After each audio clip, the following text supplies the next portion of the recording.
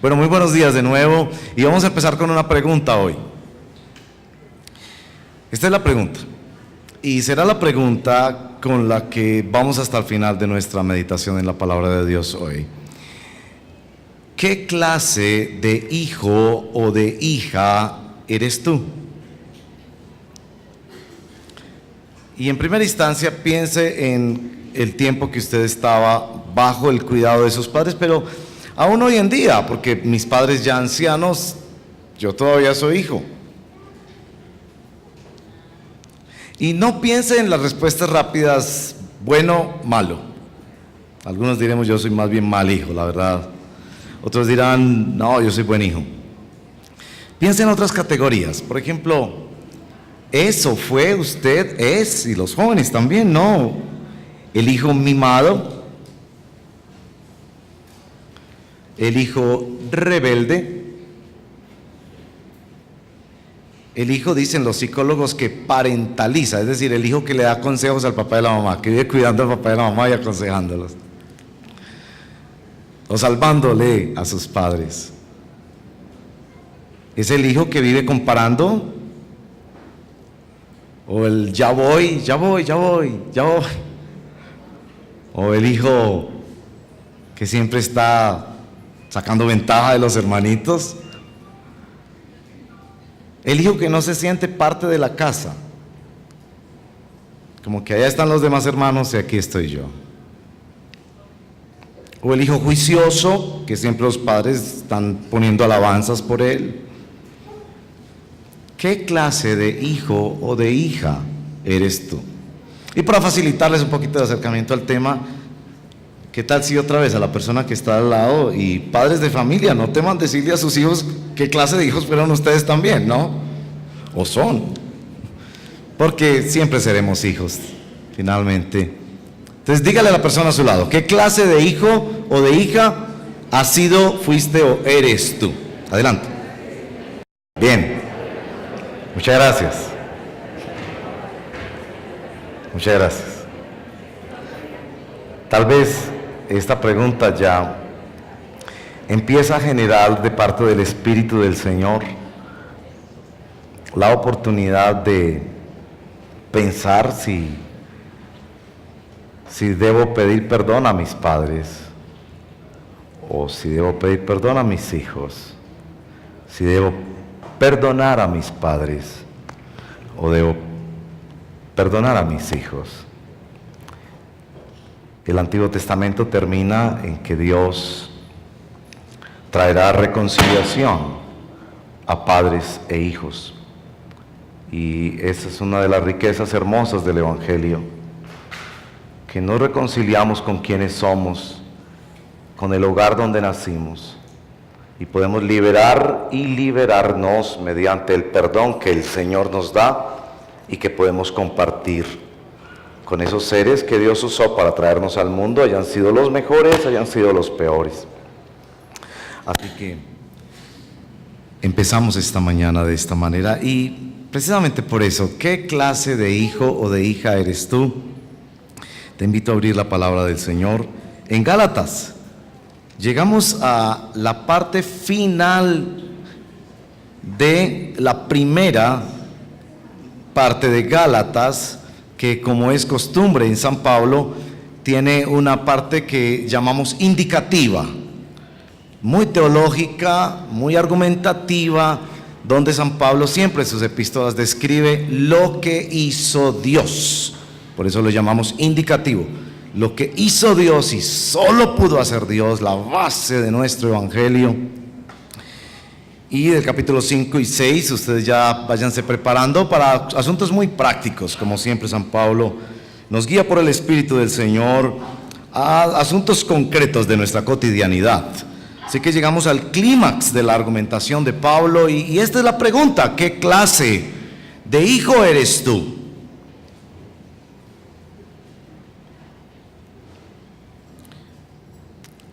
Ayer hablaba con un psicoanalista, profesor de la Universidad de Antioquia, y él decía que este siglo, decía él, un académico no cristiano, que este siglo es el siglo de la religión, porque ya la ciencia demostró que no nos puede dar sentido. Usted puede tener todas las tabletas, los celulares, los computadores, toda la tecnología en sus manos y su corazón puede seguir vacío. Ya la ciencia y la tecnología demostraron que no nos pueden dar sentido a la vida. Pueden darnos tecnología y cosas, pueden facilitar la vida, pero no darle sentido.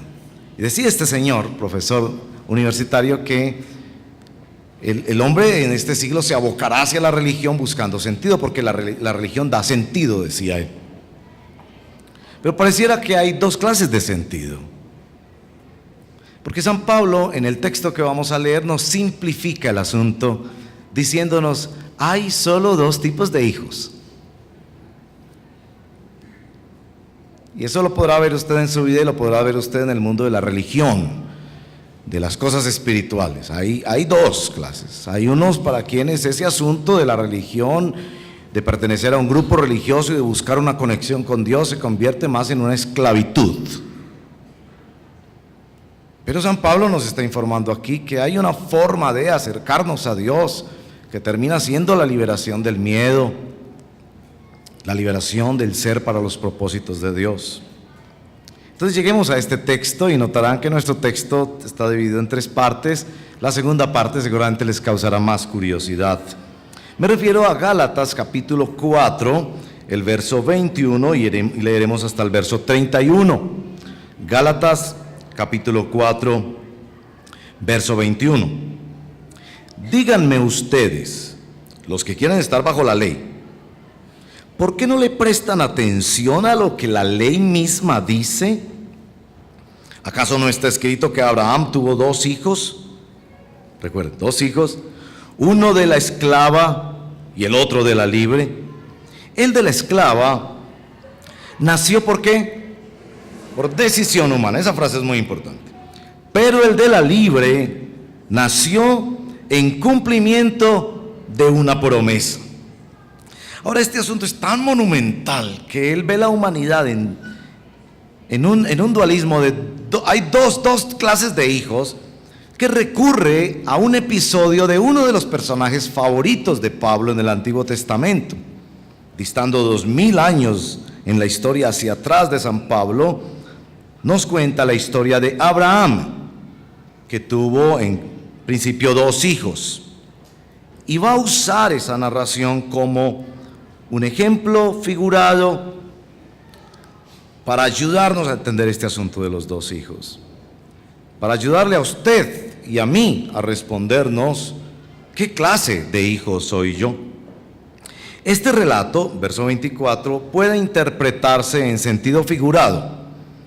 Estas mujeres representan dos pactos.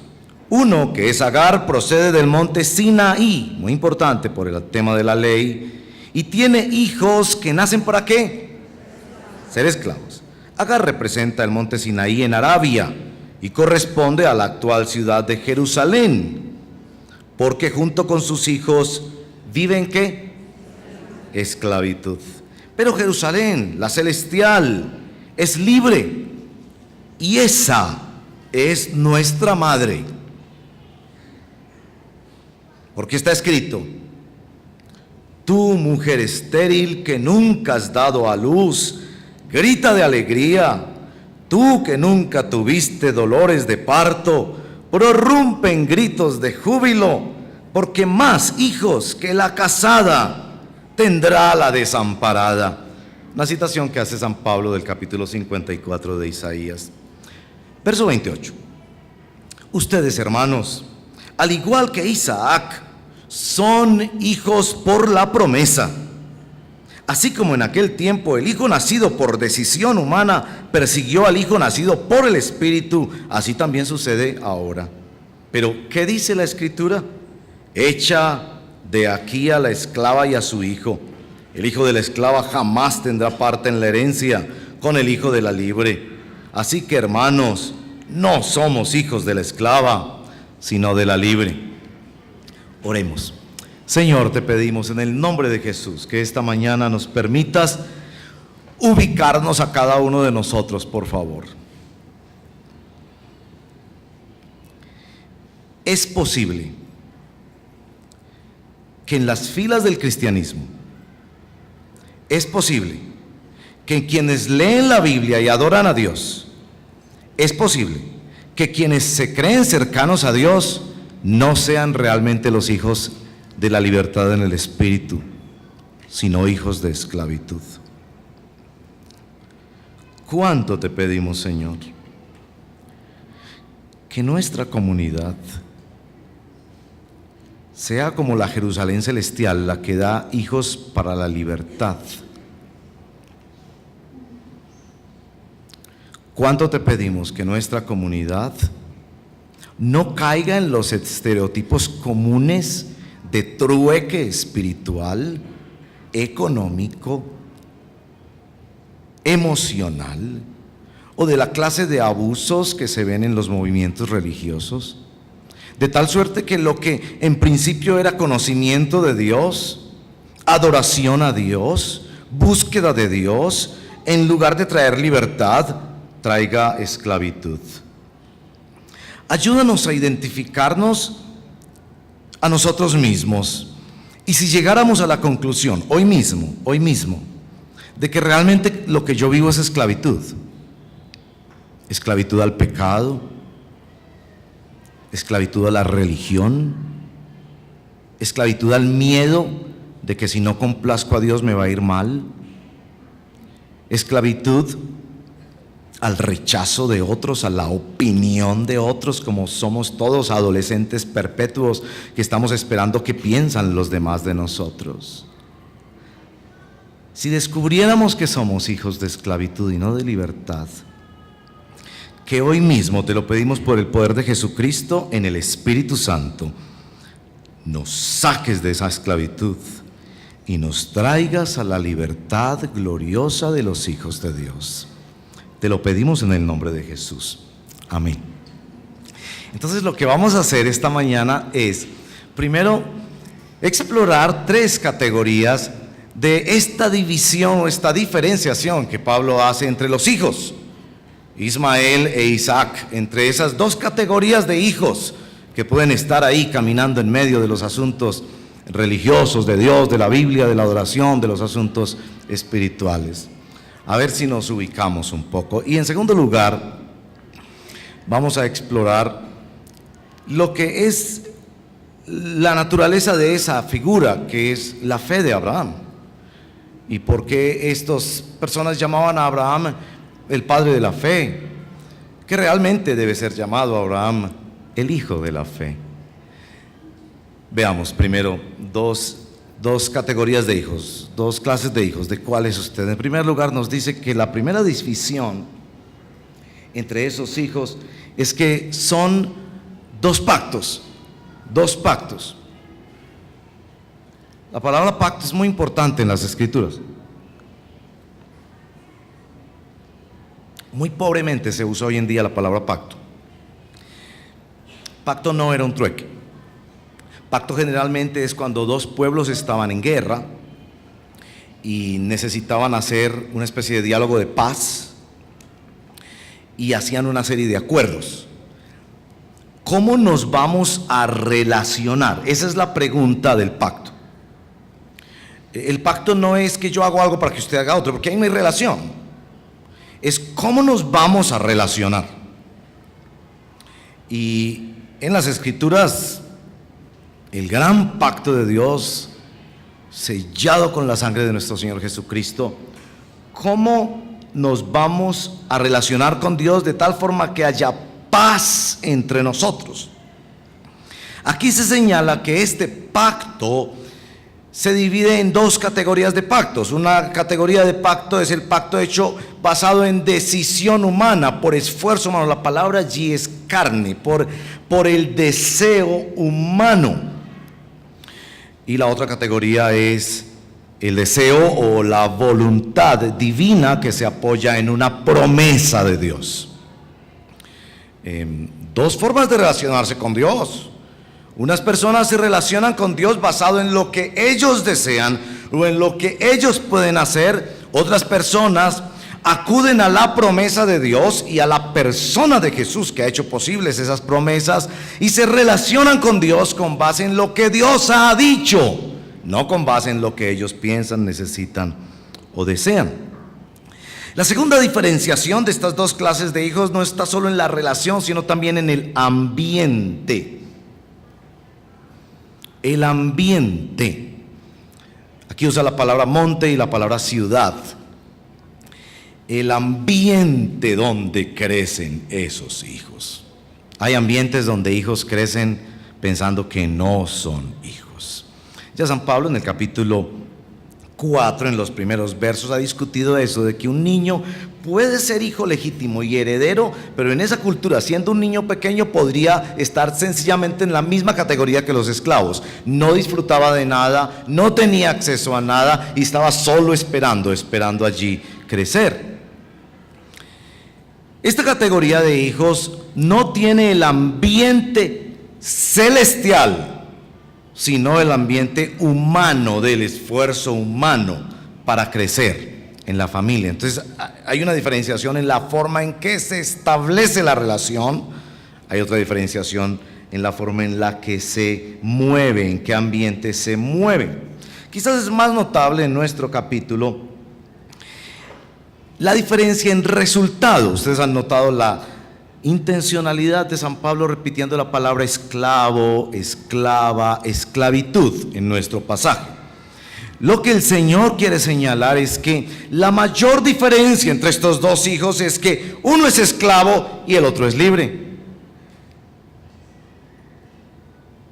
Esclavo de tres cosas en concreto.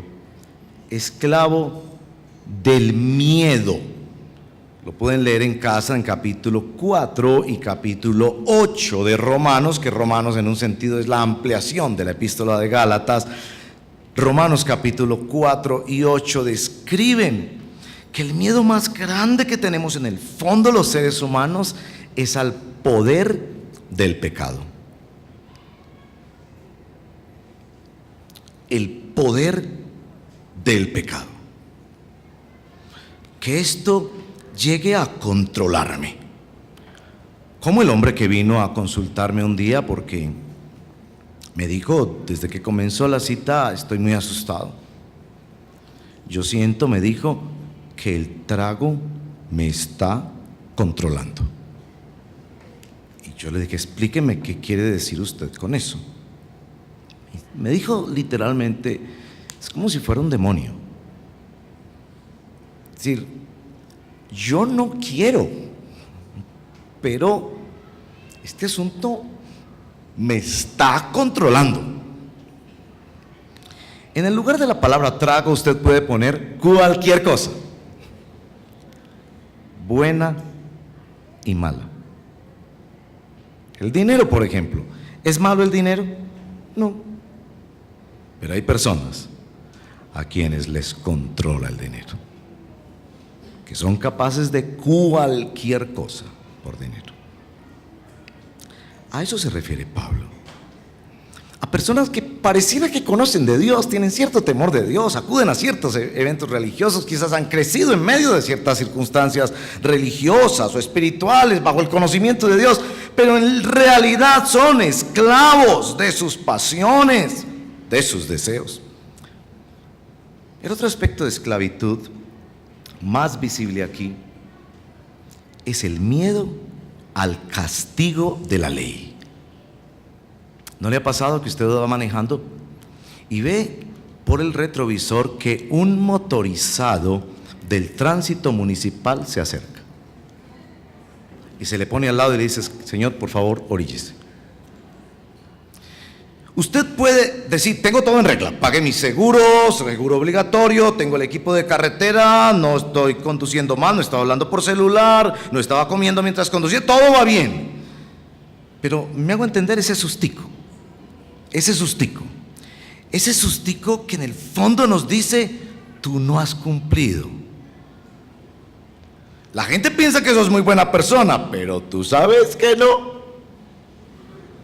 Que por allá en el corazón se mueven resentimientos, orgullos, ambiciones, deseos, que aquel que ve los corazones, con el motorizado yo podré sacar la cosa y hablar con él y mostrarle el equipo de carretera, pero el miedo que finalmente yo no voy a pasar el examen, que finalmente voy a dar negativo, que finalmente por mucho que sean mis buenas obras, no van a poder compensar siquiera mis errores de pensamiento, palabra, obra y omisión.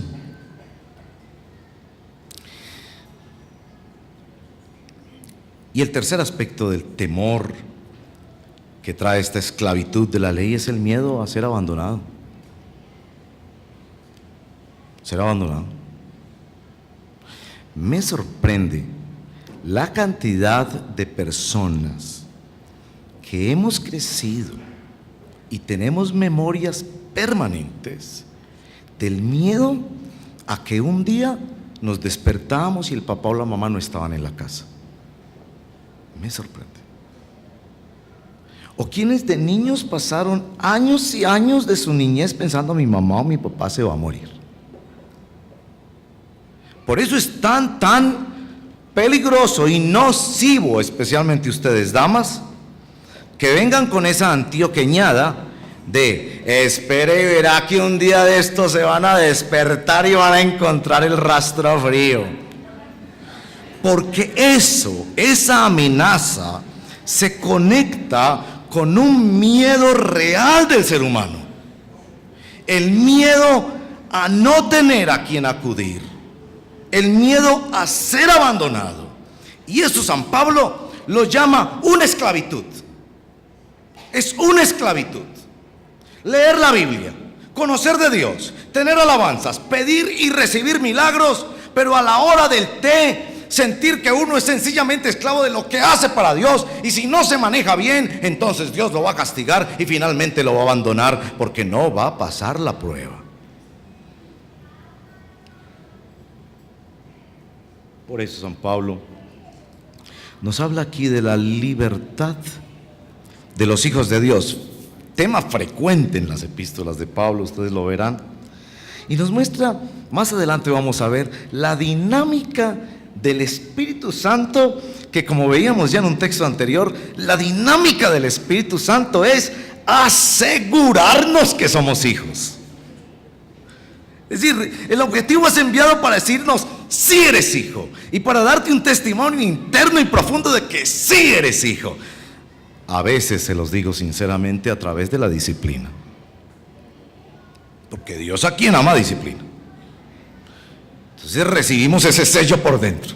Antes lo hacía y ni me daba cuenta. Ahora lo hago y no duermo.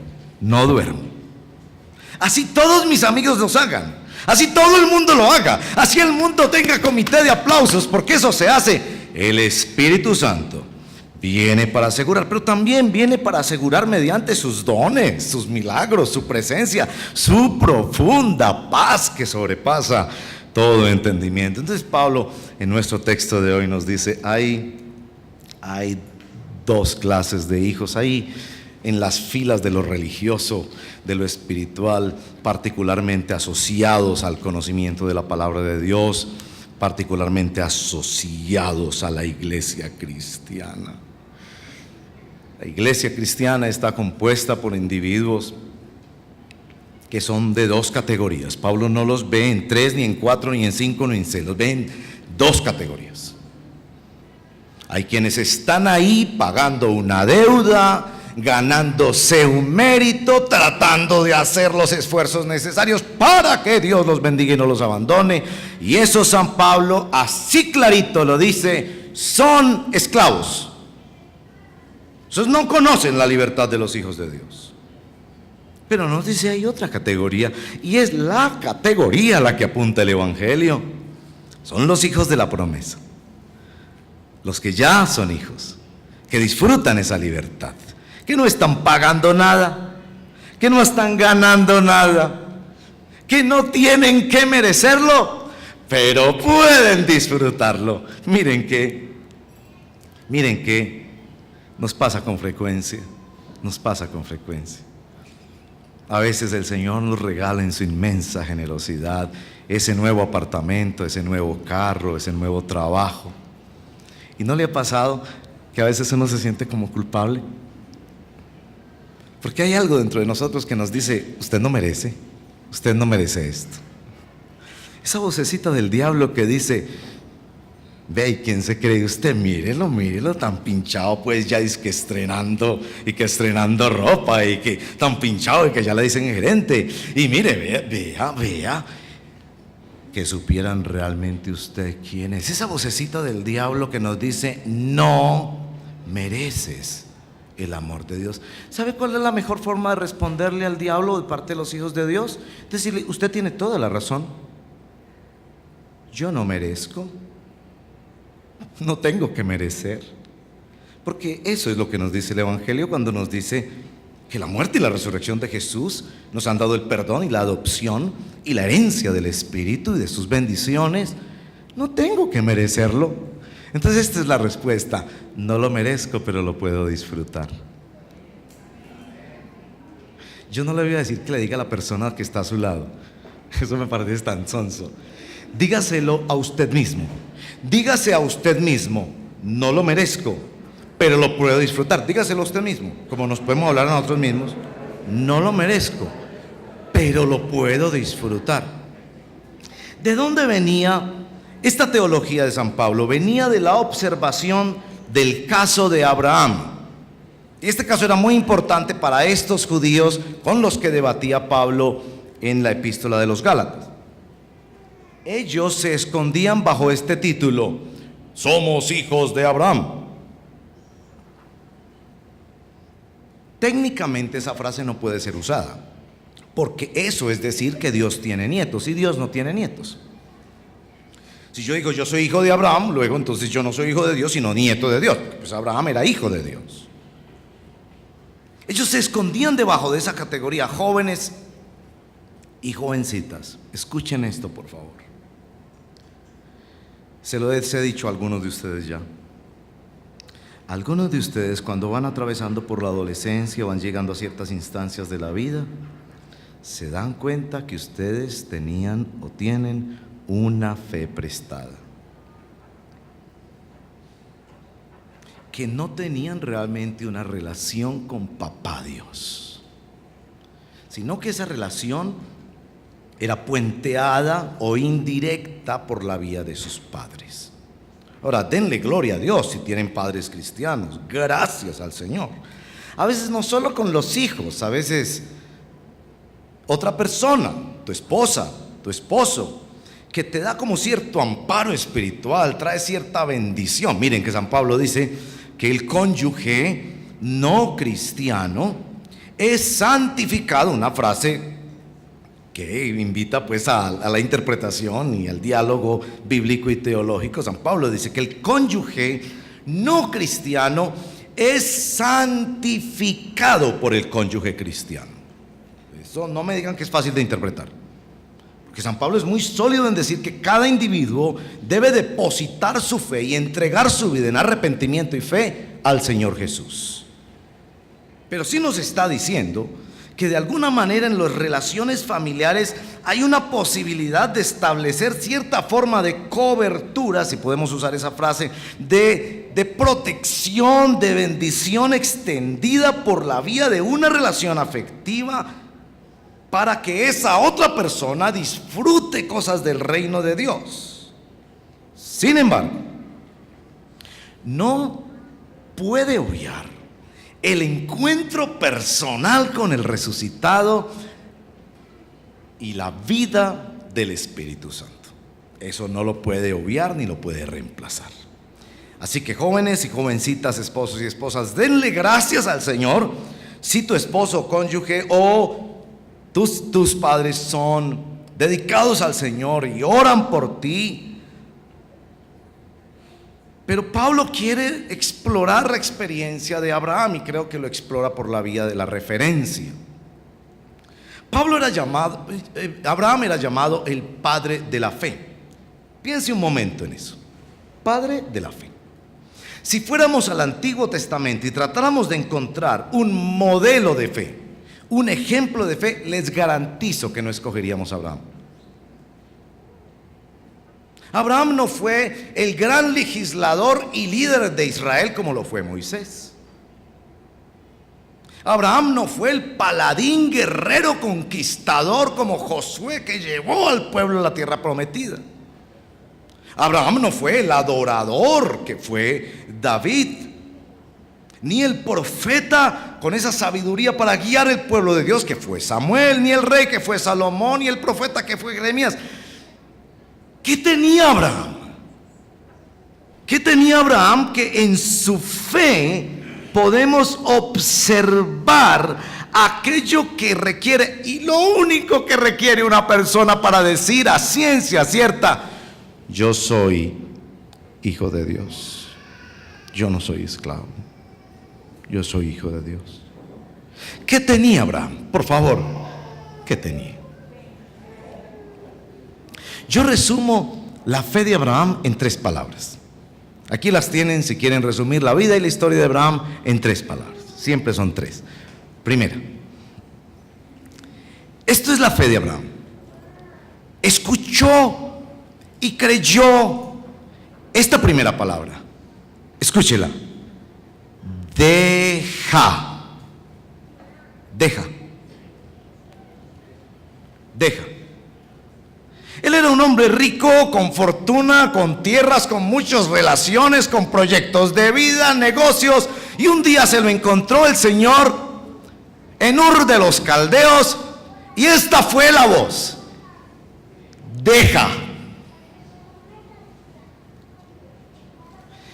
Ese es el comienzo del evangelio que él creyó y que lo llevó a disfrutar el ser hijo de Dios. Deja. Vea, yo les garantizo, se los garantizo. Llevo muchos años hablando con gente sobre el evangelio.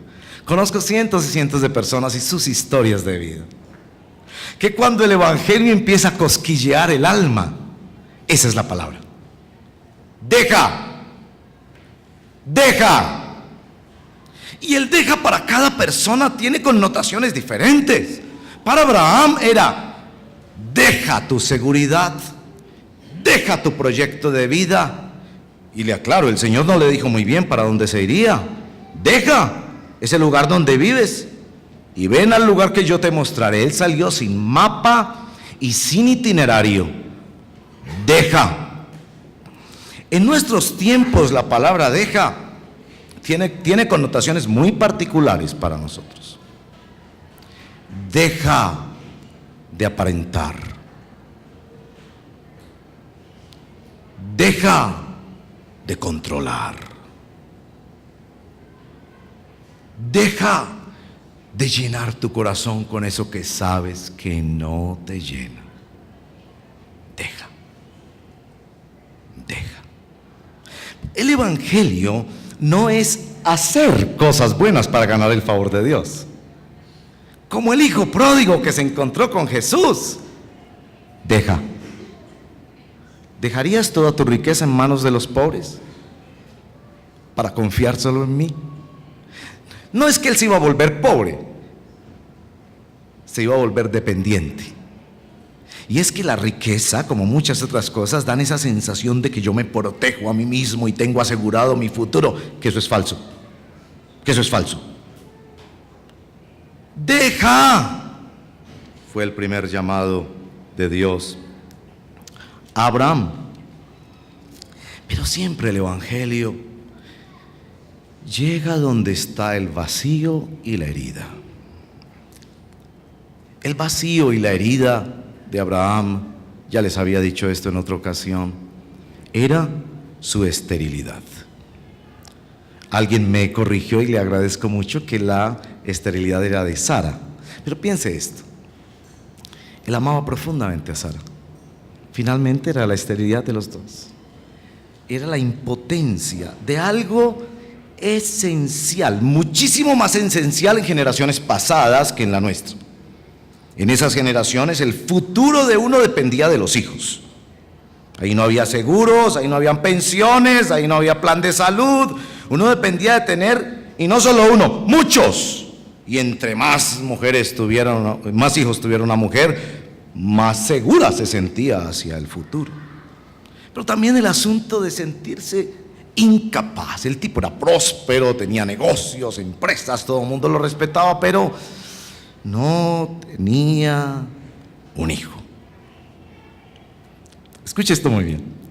Y ahí donde está tu herida, que puede ser que no es por hijos, puede ser que usted piense todo lo contrario, no, mami, el Señor como que me dio más de la cuenta, pero ahí donde está la herida y ahí donde está el vacío, llega la palabra del Evangelio a Abraham. Y esta es la segunda palabra, que él cree. Porque lo único que hizo Abraham fue creerle a promesas de Dios. Él no conoció templo, él no conoció la ley, no estaba escrita la ley en ese momento. Él no conoció pueblo de Dios y comunidad. Escuche esto, él no conoció milagros. Ustedes que les gustan tanto los milagros, no conoció eso. Él no era así que veía y que venía, no. Dios lo liberó en guerras, Dios le proveyó a través de esas guerras en varias ocasiones, pero no era mucho el asunto. Por lo menos como uno esperara después de caminar con el Señor. Finalmente él caminó casi 100 años con el Señor. Pero aquí estaba su herida y su vacío. Él no podía tener un hijo. Y ahí vino la palabra, daré. Esa es la segunda palabra del Evangelio de Abraham. Daré. Él se constituyó en hijo de Dios porque dejó y porque escuchó y creyó en él. Daré. Muy importante entender esta palabra porque yo te daré lo que anhela tu corazón. Yo te lo voy a dar. ¿Usted puede creer eso? Que Dios ve tu dolor, tu vacío, tu angustia, tu miedo, y Dios dice, yo lo veo también, y yo te daré, yo haré algo ahí, haré algo yo. Pero recuerden, es la fe de quien llega a ser hijo de Dios por la fe, y esto no es de frotar la lámpara del mago o del genio. ¿Recuerdan la historia de Abraham? No. Pasa un año, él creyó. Pasan 2 años, él creyó. Pasan 3 años, él creyó. Pero no se dan cuenta que a veces con el paso del tiempo la fe tiene la tendencia a autoevidenciarse. Como la anciana que muy fervorosamente, impulsada por esas emociones que nos exaltan a menudo, dijo, yo, Señor, te pido que se mueva esa montaña. Ella necesitaba que se moviera la montaña porque ella tenía que pasar por esa montaña para ir a la iglesia. Y ella había leído la Biblia que dice que Dios mueve montañas. Señor, yo confieso, y usó todas las técnicas que conocemos. Yo declaro, yo confieso, ahora mismo pacto, ahora lo digo tal, y lo pisoteo. E hizo todas las técnicas que conocía para decir, ese monte se va. Se acostó la señora y al día siguiente abrió su ventanita la señora pobre que quería solo ir a la iglesia y no cansarse tanto en ese largo trayecto. Vio que el monte seguía ahí y se dijo para sí misma, yo sabía que no se iba a mover. La fe tiene ese potencial de autoevidenciarse en el tiempo. ¿Tú dices que crees? ¿Tú dices que crees? Esperemos a ver esta tarde cuando ya haya pasado la siesta del almuerzo y ahí, ya en el territorio del tiempo y el espacio, ¿crees? Y a Abraham se le da este don de la fe en medio del tiempo y del espacio y pasan los 4 años. Los 5 años. Hay un episodio muy bello por ahí en el capítulo 15 en el que Dios seguía bendiciéndolo financieramente. Él era un buen comerciante y Dios lo bendecía a través de sus negocios. Y un día le dice Dios, ¿para qué me bendices? ¿Para qué me bendices? Si todo esto que yo tengo lo va a heredar uno de mis empleados, ¿para qué? Es decir, la fe seguía tocando el territorio del vacío y del dolor y de la herida.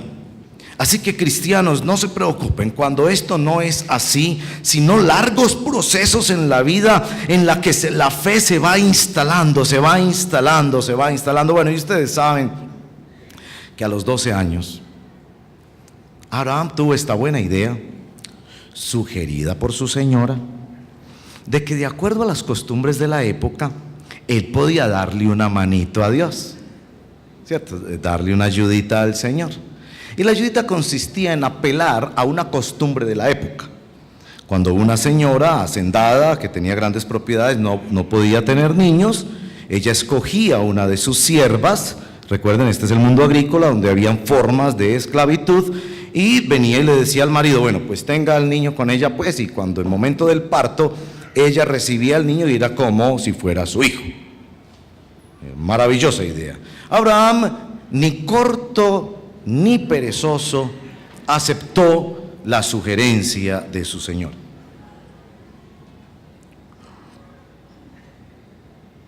El muchacho creció.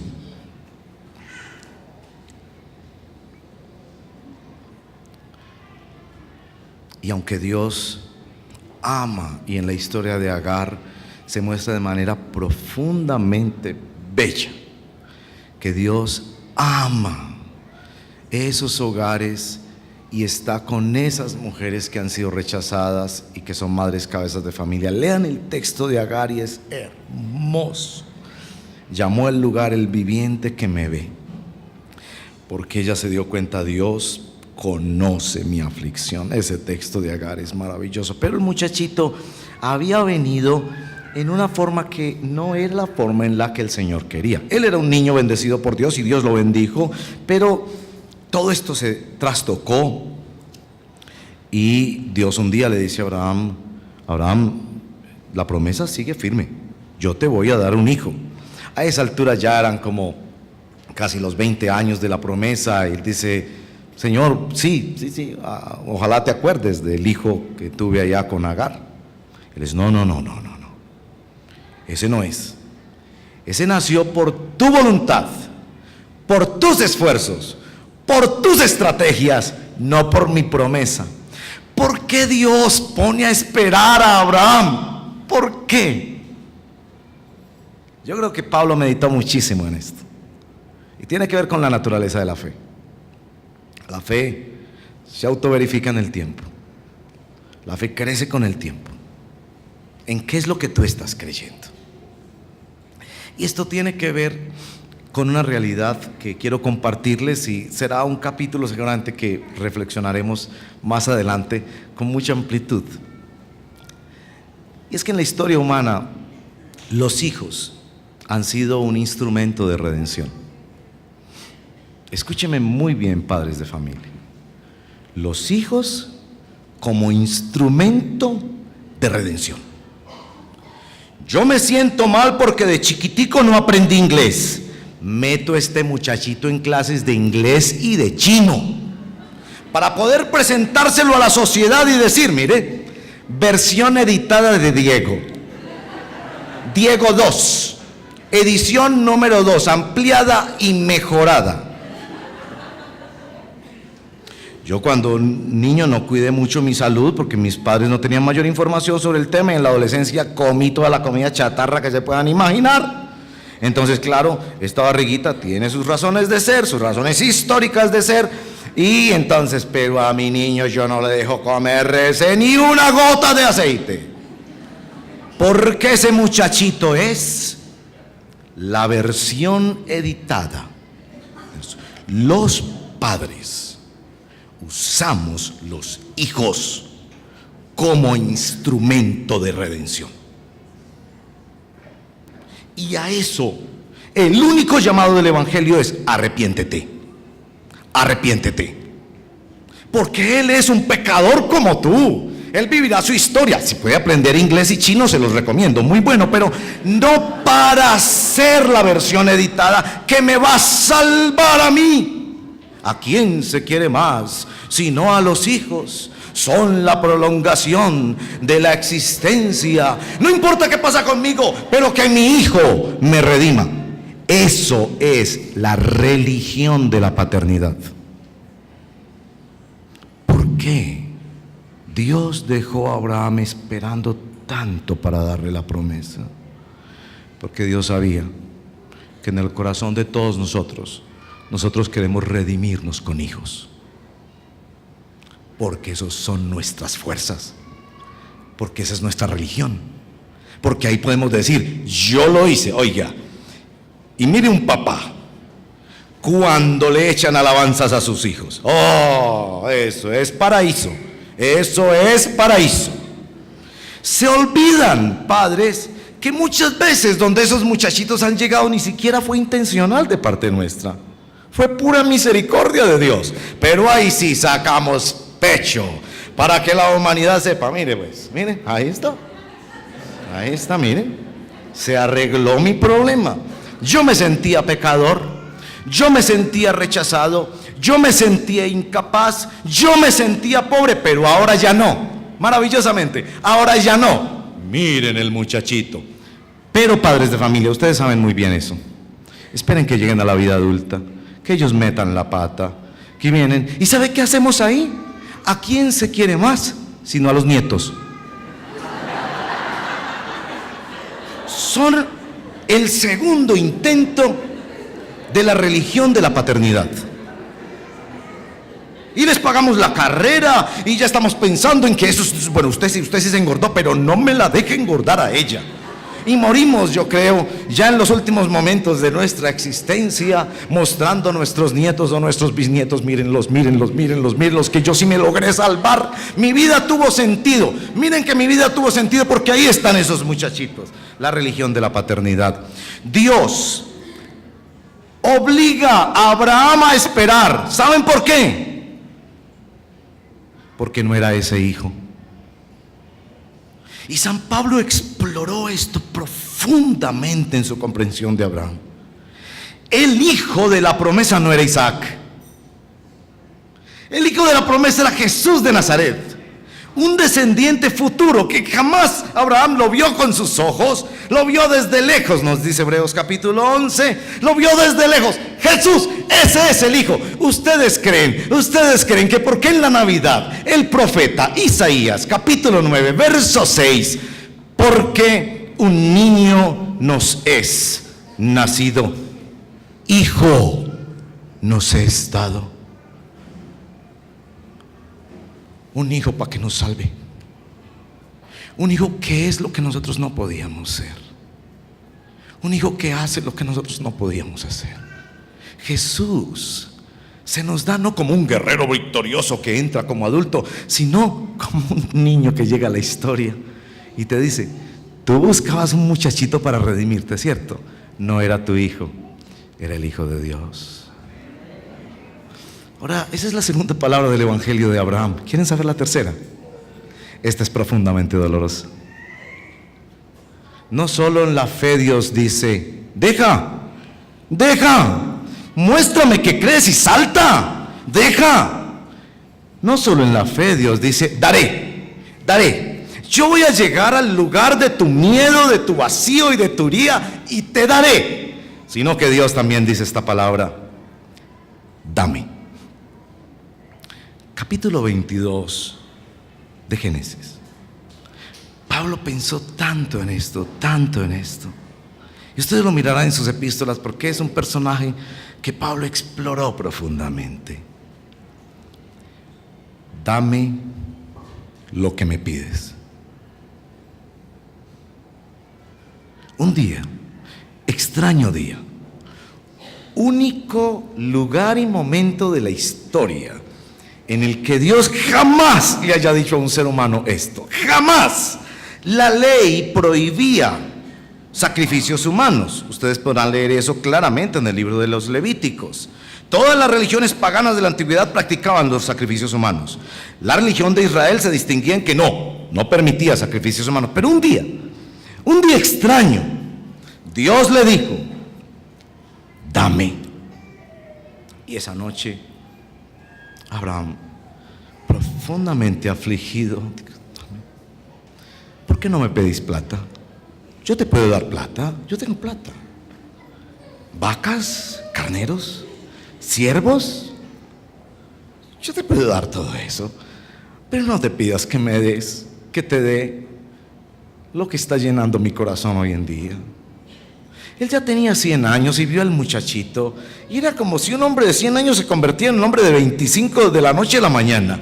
Vio ese peladito. Y si la felicidad de nosotros que hemos sido padres, cuando en la clínica nos entregan el muchachito y miramos las manitos tan perfectas, el cuerpo y hasta pareciditos a nosotros, claro que eso lo lamentamos un poco, preferiríamos que se parecieran a la mamá, pero Dios mío, uno recibe eso. Imagínese el anciano de 100 años, 100 años, 25 años creyéndole a Dios. 25 años creyéndole a Dios.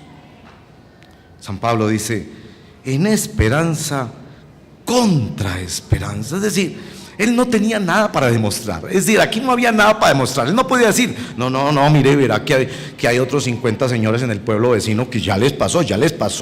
Dios les prometió y mire que no, eso era único.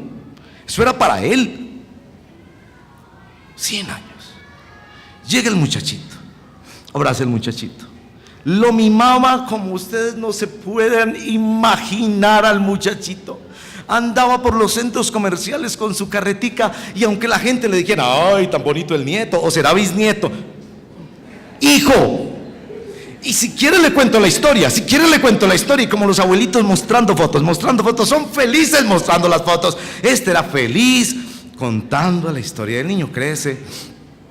Llega a los 12 años, y ese día él sabía escuchar la voz de Dios, porque ya había dejado y ya había recibido. Dios le dice, dámelo.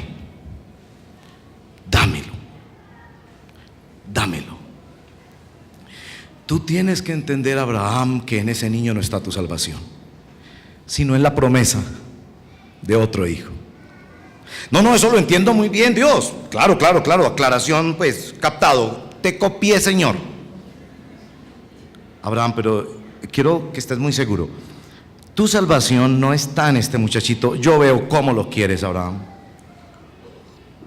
Yo veo que quisieras enfermarte tú 10 veces y que al muchachito no le diera ni una gripa. Yo veo tus ojos contemplando a ese muchachito. Yo te veo totalmente entregado a ese muchachito. Abraham, te quiero preguntar, ¿estás seguro que tu salvación no es la religión de la paternidad? ¿No es porque te estás salvando con estos hijos? No, Señor, claro, más claro que un claro, Señor. Te copié, inclusive compuse una canción la semana pasada, te la voy a cantar, Señor. Señor, yo confío en ti. Eres tú y es tu hijo que un día vendrá por allá. Abraham, ¿estás seguro que no estás poniendo tu salvación en esto que llenó tu vacío y tocó tu herida? ¿Estás seguro que no estás descansando en los milagros de Dios, sino en el Dios que hace los milagros? ¿Estás seguro? Sí, Señor, sí. Yo inclusive en la iglesia nos dieron una conferencia sobre eso. Hicieron la reunión de Alfa Padres, y allá nos dijeron a todos muy claros, los hijos son prestados. Señor, ¿has escuchado esa frase? Es muy bonita, Señor. Los hijos son prestados. Abraham, ¿está seguro? Como cuando Jesús le preguntaba a Pedro, ¿me amas? Yo sé que quieres mis milagros y todo el tema de protección y que tan bueno Dios y calmar la conciencia, todo, pero ¿me amas? Y entonces el Señor le sale con esto a Abraham, dámelo. Yo no te dije que tu hijo iba a durar 50 años, no te estoy incumpliendo ninguna promesa. Ni te dije que iba a durar 100, ni 40, ni 30, ni 20, ni 10. Yo no te lo mandé con garantía. Yo te lo di, te cumplí, ¿sí o no? Te cumplí. Sí, Señor, me cumpliste. Dámelo. Y ustedes saben, algunos de ustedes han pasado por eso, y eso son cosas inmensamente dolorosas. Dicen que el dolor más grande de un ser humano, es la pérdida de un hijo. Segundo lugar, cónyuge, cuando es una buena relación, de ahí para abajo todos los demás dolores de la vida. Y aquí está el Dios soberano que no está solo para hacer milagros, sino que tiene una relación pactual con su pueblo. Dámelo. Y Abraham se constituye en hijo de Dios porque cree en la promesa. San Pablo hace esta reflexión en Romanos capítulo 4, dice: era tal la fe de Abraham después de 25 años de creer a Dios, no más de 25, eran ya 37 años creyéndole a Dios, que nos dice San Pablo, inspirado por el Espíritu, él creyó que aun si mataba a este muchachito, Dios lo haría resucitar de alguna manera, porque de ahí vendría el Mesías. Entonces, en su confusión mental de, bueno, yo se lo entrego, es de él, ¿qué voy a hacer, Dios mío? Pero yo le creí, Dios está por encima de mis hijos. Que muchas veces los hijos son tu religión, para salvarte con ellos. Y Abraham dice: no, yo se lo entrego al Señor, Él sabrá qué va a hacer. Así como fue capaz de dármelo, Él verá qué va a hacer. No me voy a salvar con mis hijos. A eso es lo que llama San Pablo la libertad gloriosa de los hijos de Dios. Nada te amarra para creerle a Dios. Y si esa esposa amada, ese esposo amado, ese hijo amado, ese trabajo amado, esa salud amada se van, todavía seguiré aquí creyéndole al Señor, porque es que mi relación con Él es eterna. Y yo no sé qué harán mis hijos. Ojalá caminen con el Señor, Dios los bendiga y les ayude. Pero mi fe espera en ti, Cordero, quien por mí fuiste a la cruz. Mi salvación está en el Hijo de Dios. Al principio yo les preguntaba: ¿qué clase de hijo eres tú? ¿Eres el hijo de la esclavitud que vive tratando de ganarse los afectos de Dios y tratando de cumplir a través de tus hijos o cualquier cosa para conseguir los beneficios de Dios? ¿O eres el hijo de la libertad? El hijo de Dios que confía en los propósitos y en las promesas de Dios y no importa qué más ocurre. Yo te preguntaba eso. Casi siempre cuando nosotros somos confrontados con esta clase de mensajes, nuestra respuesta es errática. Y es errática en dos dimensiones. La primera dimensión de nuestro error. En nuestra mente empezamos a pensar que debemos esforzarnos más para ser mejores hijos de Dios.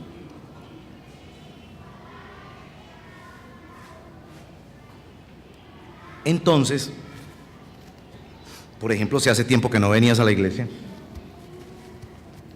o si hoy no diezmaste, empiezas a pensar: ahí está, ahí me está hablando el Señor, yo tengo que hacer esto y esto, porque, ¿cierto? O dejar de hacer esto o lo otro.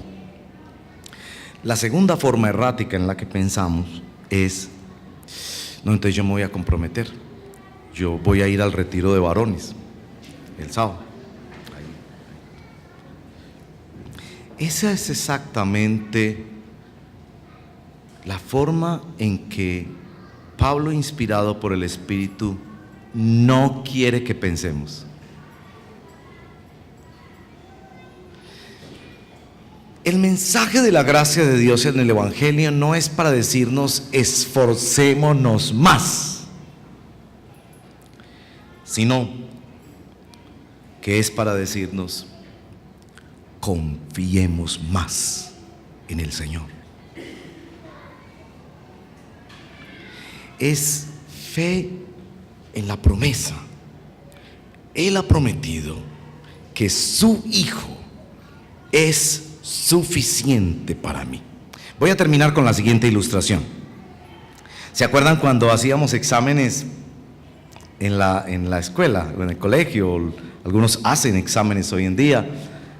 Es decir, presentan exámenes de universidad, de maestrías, lo que estudie cada uno.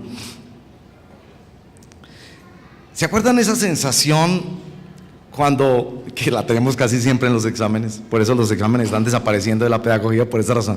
Porque siempre uno tiene la sensación de que falló.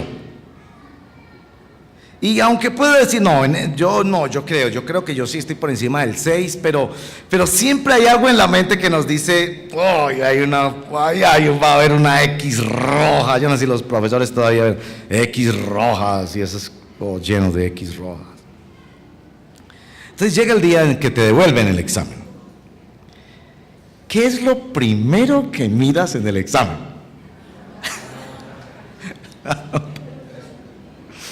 Ahora yo les voy a pedir que construyamos este ejemplo juntos. Este es un examen que tú sabes que tú perdías. Y tú sabes que las manzanas que le llevaste al profesor no hubieran sido suficientes. Es que era el examen del final, ahí se definía todo el año. Hombre, no, yo sí 2 o 3 preguntas y unas medio las pasteleé, qué pena pues, pero sí las pasteleé, pero no, yo no paso ese examen. Y te entregan el examen. Y para tu sorpresa, aunque está tachado con un poco de X, en la parte superior, allá donde aparece tu nombre, aparece 5. 5, como la nota máxima, o 10, digamos, pero la nota máxima, 5. Y tú no lo puedes creer. Entonces dices, a ver, aquí, ¿qué pasó? Ese profesor estaba drogado, borracha, pero no, eso es imposible. Verificas, es tu nombre, ahí está el número del estudiante, ahí está, 5, excelente, con alguna felicitación, 5. No. Vas a revisar las respuestas. Y dices, ¿será que yo pensé que estaba mal y todo estaba bien? Porque a veces, no confíen mucho en estos muchachos, pero a veces uno dice, ti marí de dopingüe, marca aquí y esta fue. Y entonces, después de una sorpresa, vea, no ve profe que yo sí sabía. Uno no tiene la menor idea. Sencillamente eran 3 opciones y uno marcó. Pero es que eran muchas preguntas y tú dices, no, yo voy a mirar. Y efectivamente, tú vas y casi todas falló. No, entonces aquí hay un error. Vuelves a la primera página y dices, no es .5, no, es 5.0. Te lo aclararon ahí, 5.0, excelente, felicitaciones, la mejor nota. Al final del examen tú ves que el profesor te ha dejado una nota. Dices, aquí está la explicación. Una nota del profesor. Querido Alejandro, vamos a suponer que es Alejandro el que prendo. Querido Alejandro, fallaste el examen miserablemente. Dios mío, esto es una broma del profesor, Pero, dice el profesor, otro estudiante presentó el examen por ti. Felicitaciones, pasaste. Y enseguida la nota sigue. Dices, entonces el profesor aceptó que otro me reemplazara. Ese fue el asunto. En algún lado otro me reemplazó. Pero yo quiero leer la frase que sigue. Aclaración. Querido Alejandro, la razón por que se te devuelve este examen es porque todavía yo quiero que tú aprendas. Lo que más me interesa es que aprendas. Lo que más me interesa es que tú seas ese estudiante como el que presentó el examen por ti. Amén. Cierren sus ojos y oremos.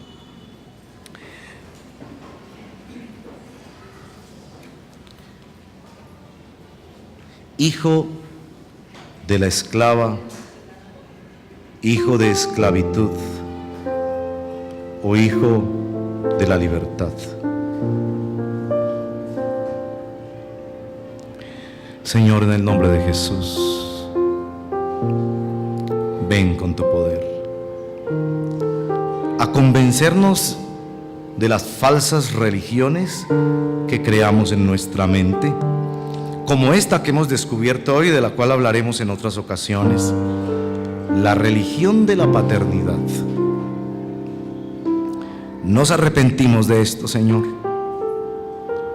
porque un hijo nos es nacido, Jesús de Nazaret, enviado al mundo para ser el único hijo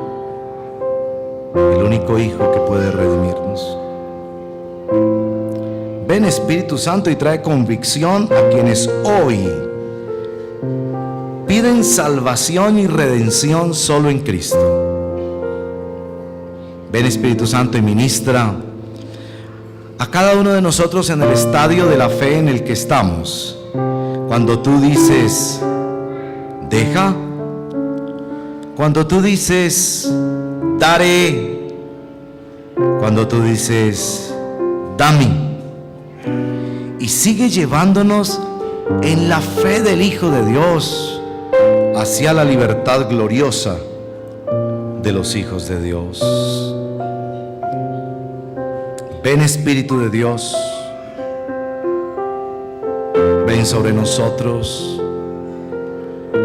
Tú que eres la única prueba interna, ven y testifica y dínoslo desde adentro.